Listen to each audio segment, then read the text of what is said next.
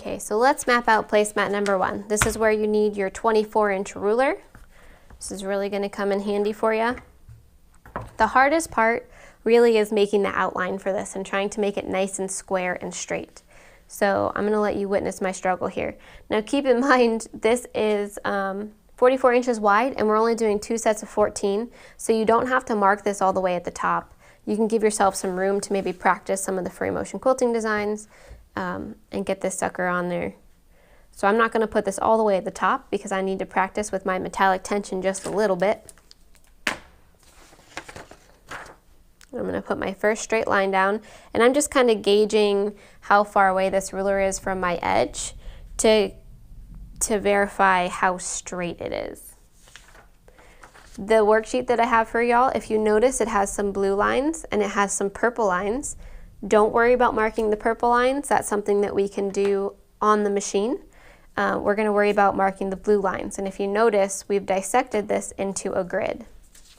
So get out your blue markers. Now, if you've got friction pens or different things that you know will work well for you, do what works best for you. I don't recommend friction pens because they don't always go away. They're a chemical that is meant to react with heat to turn white. So it doesn't always turn white, it's not clear, it doesn't go away. If you want one that will turn clear, that is just like a friction pen. I got some of these in the shop, I've used them, they're pretty neat. These are made by Clover, and it's a white marking pen and it's a fine pen. And you put it on, it takes a second or two to show it up, and then you can make it go clear with the iron. So that's more or less what you want. Friction pens are not designed to work with fabric. So we're going to do our first straight line, and it needs to be 20 inches. And because this is about 24 inches wide, I'm going to have some extra space on either end. And since it only needs to be 20 inches, I'm going to start at my 2. I'm going to do blue mark all the way to 22, because that's 20 inches. Okay? Then what I'm going to do next, I know that this needs to be 20 inches wide. I'm going to line up this black line with my blue line. Okay? So that I know that my ruler is nice and straight as can be. And you'll notice that the marker is a bit fatter than the line that you're working with. So I try to line it up with the top edge, okay? And have it set in just a little bit to account for the width of my marker. And I'm going to go from 22, ooh, it needs to be 14 inches. So that's what, to 8? 8 plus 14, 22? Just get it to 14 inches. If you start on a proper number, it won't be such a big deal. Okay, then what you can do is line up your ruler one more time. I'll line it up with the 2 line like I did before, and I'll go to 22, but instead of drawing my line, what I'm going to do is mark a line at the top so I don't have to erase the whole thing, because the hardest part is getting this sucker square. And this should go from 20 to 6.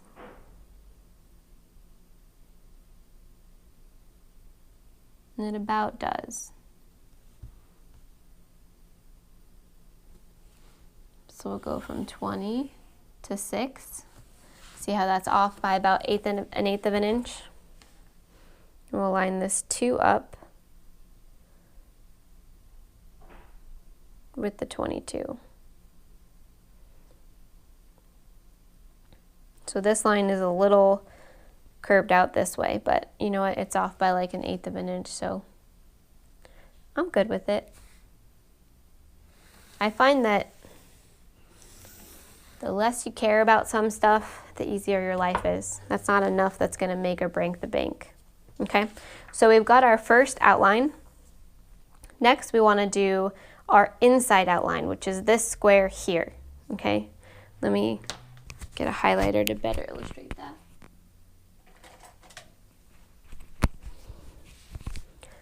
So we're going to draw this square here on the inside before we do anything else, okay? That square is 4 inches in on each side. So we're going to line up our ruler, put it on the 4-inch mark.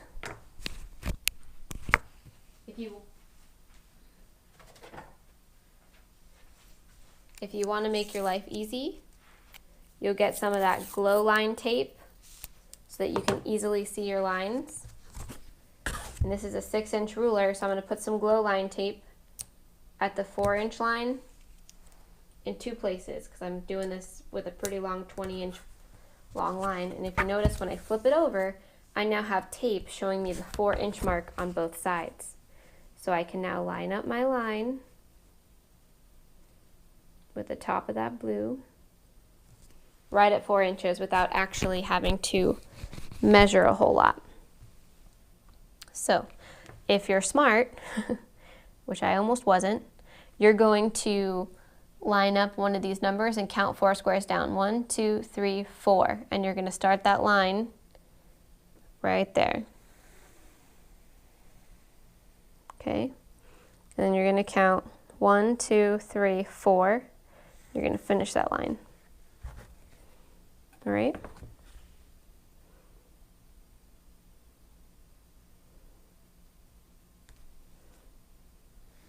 Oops.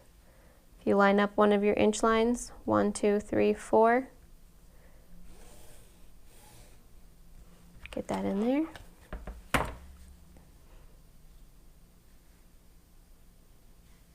Line up one of your inch lines with the top line here, and then with the blue line on the side.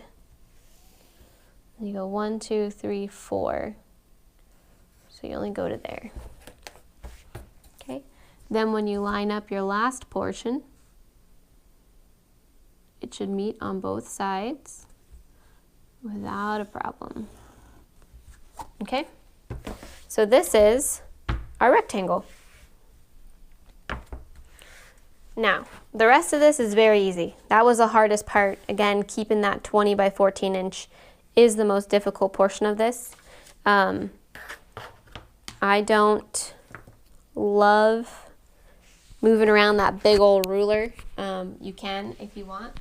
But I'm going to get something a little smaller. It's easier to use. Now, when you're measuring, you generally don't want to switch rulers. And actually, this one's going to be very difficult to see through. So we'll just follow best practice and not switch rulers. What I'm going to do is line up that 4-inch line, and you could do this right at the beginning step if you wanted to, and just mark across the edges.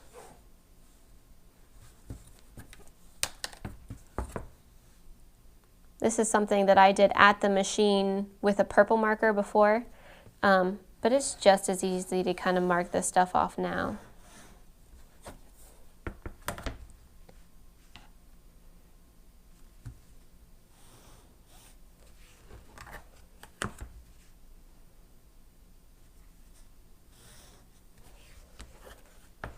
So yeah, let's scratch that. You don't have to just make the rectangle, just do the 4-inch lines all the way through to make your boxes. Then, if you measured right, you should have 12 inches here and 6 inches here. Okay? So with the 6 inches here, we're going to mark at our 3 and mark at our 3. Okay? And we are going to put a line straight down on both of those sashings. Okay? And then for 12, you're going to mark a line every 3 inches. So on these side sashings, we're going to line that up. We're going to go 1, 2, 3, mark. 1, 2, 3, mark. So if you line it up with the 1, you're going to mark it at 3, 6, and at 9. Okay? And you actually don't even have to mark the other side. Just line this up nice and straight. 1 here, 1 here. 3 inches, 1 here, 1 here. 3 inches. And again, this is where that glow line tape can come in handy. You can Put a yellow piece for your 4 inches, put a pink piece for your 3 inches. All right, so this has a lot of the grid completed already, and we're actually looking at it this way, okay? And what we're gonna wanna do is mark out this hexagon. So you're gonna line this up with your blue lines. You just don't necessarily want these lines in there when you're quilting to distract you. So we're going to put a purple line in there because that will go away before we start quilting. And then we'll put a purple line with our first sashing mark. And we're gonna skip the middle. We're gonna do our last sashing mark, okay? And this is how we're going to draw the hexagon. We're gonna take our purple marker and we're gonna measure those 3 inches, find the halfway point, so 1.5 inches. And on this secondary block that we marked with, do 1.5 inches.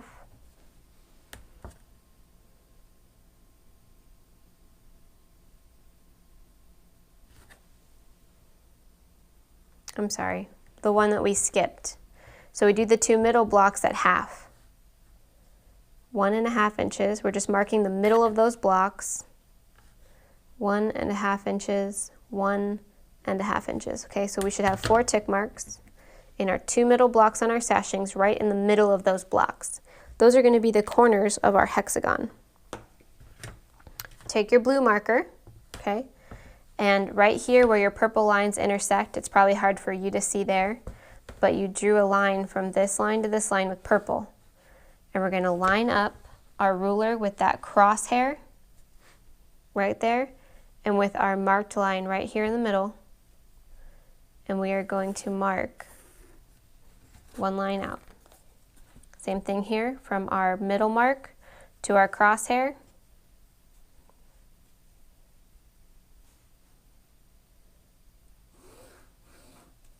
Okay.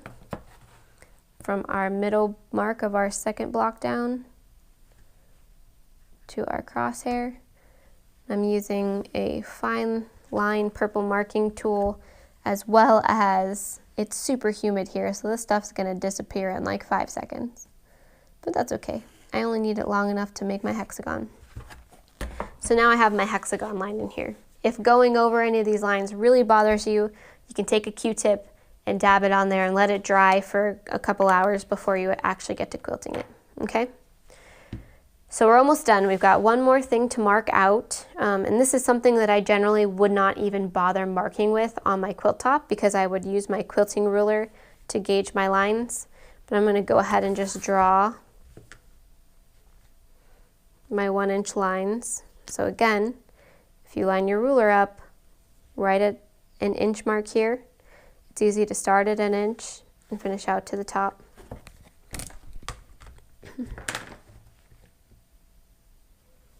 Start at 1 inch and finish out.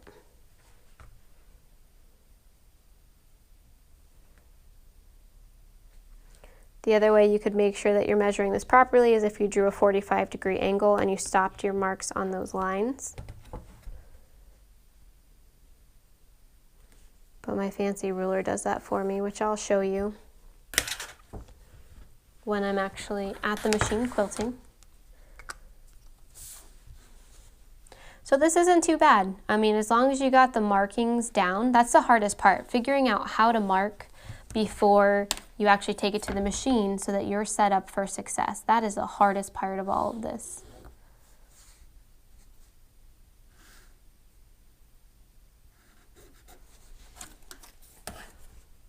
And then making it work when you're at the machine is probably the second hardest part. Okay? So this is what you should have here. 1-inch blocks, 1-inch L's in your corners. You're gonna have 3 by 4-inch sections, 4 of those on the side, 2 of those on the top and the bottom. Of course, this is gonna flip when we actually go to the machine, but this is the best way to orient this to quilt. Okay, so that is for quilt top number 1.